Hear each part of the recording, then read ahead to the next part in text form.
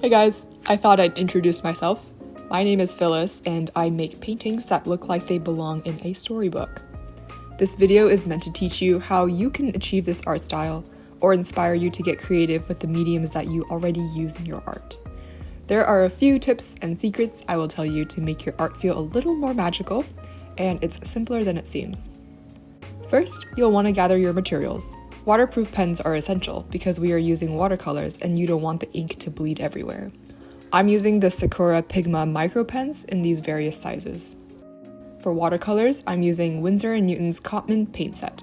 I personally prefer watercolor pans over tubes because it's easier to get a transparent effect and therefore it's easier to control. The brushes that I use were collected over the years. Honestly, you don't need anything fancy. Just find brushes with a slight pointed tip, and if you can find it, get a teeny tiny brush for details. I got mine at Michael's. For paper, I'm using the Paul Rubens watercolor sketchbook.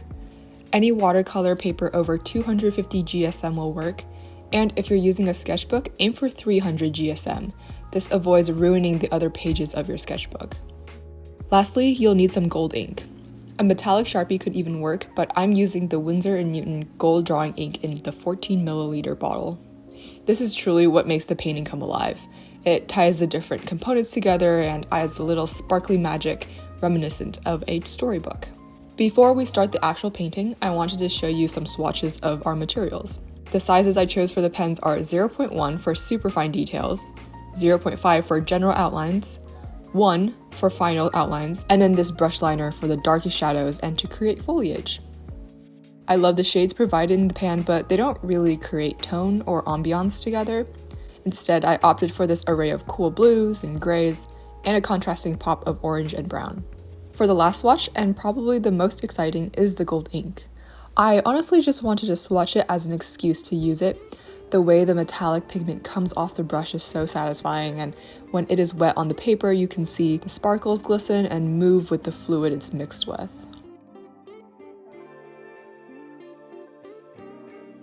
This painting has two elements, an animal and a landscape. I find that painting animals really makes it feel like a storybook, and I attribute this to reading books like Peter Rabbit, Max and Ruby, and all those warrior cat books when I was a kid.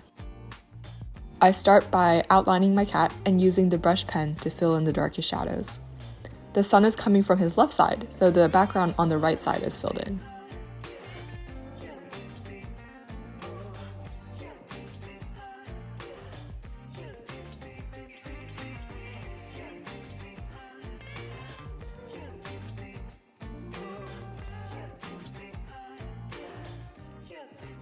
I move on to the mid-tone shadows. So basically that's shadows that aren't the darkest, but still conceal a lot of detail. With these, I use parallel lines instead of completely filling in the brush pen.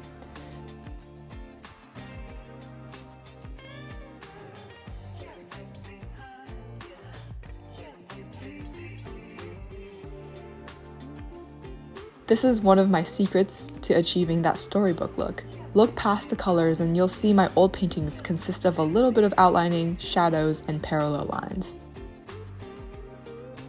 I'm even placing the parallel lines next to the filled shadows to create some gradient. However, I really want to be careful around his face. I'm carefully placing mid-tone shadows under the muzzle and eyes, but avoiding too much detail because the watercolors could cover it up.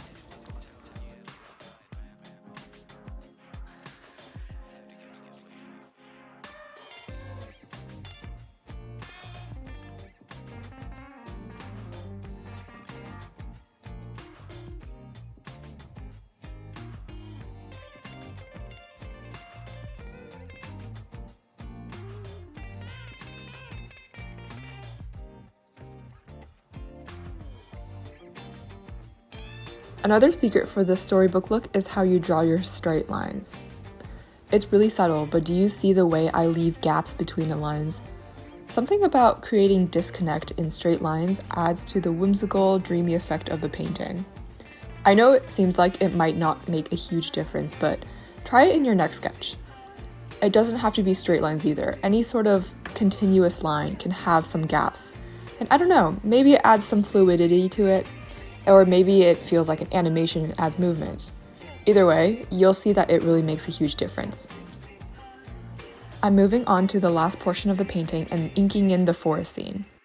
Throughout the time-lapse, you can really observe the way I incorporate brush pen shadows, the parallel lines of the mid-shadows, and how my continuous lines don't seem to be fully continuous.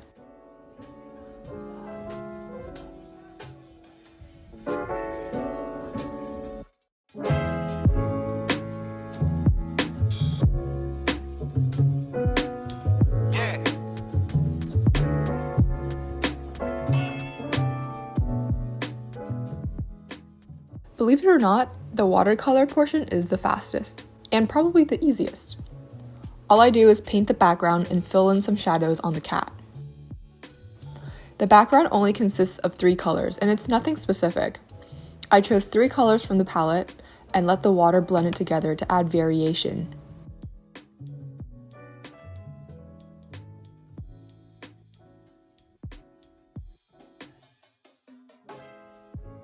For the cat's body, I'm adding a splash of brown and gray because the cat had minimal coloring. I believe these cats are called ragdoll cats, but it's a cat that I found in Germany and I really wanted to paint it. I want to add a really light wash because I don't want to conceal the lines I made with the ink.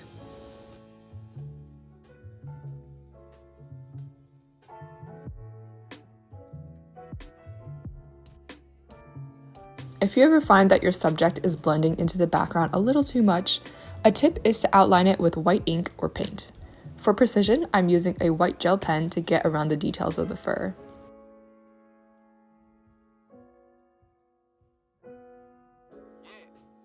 You can now see how all of these steps are repeated on the landscape painting.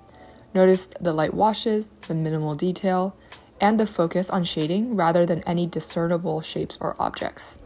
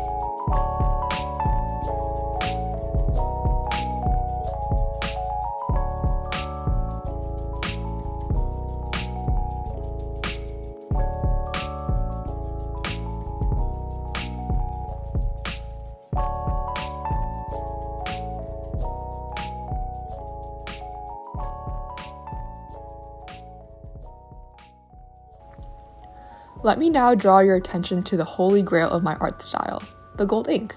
My paintings would be fun and whimsical without it, but I feel like a little bit of gold sets it apart and really makes it unique. My general rule for gold ink is to avoid the subject's face, outline a few centimeters away from the subject, and just go crazy.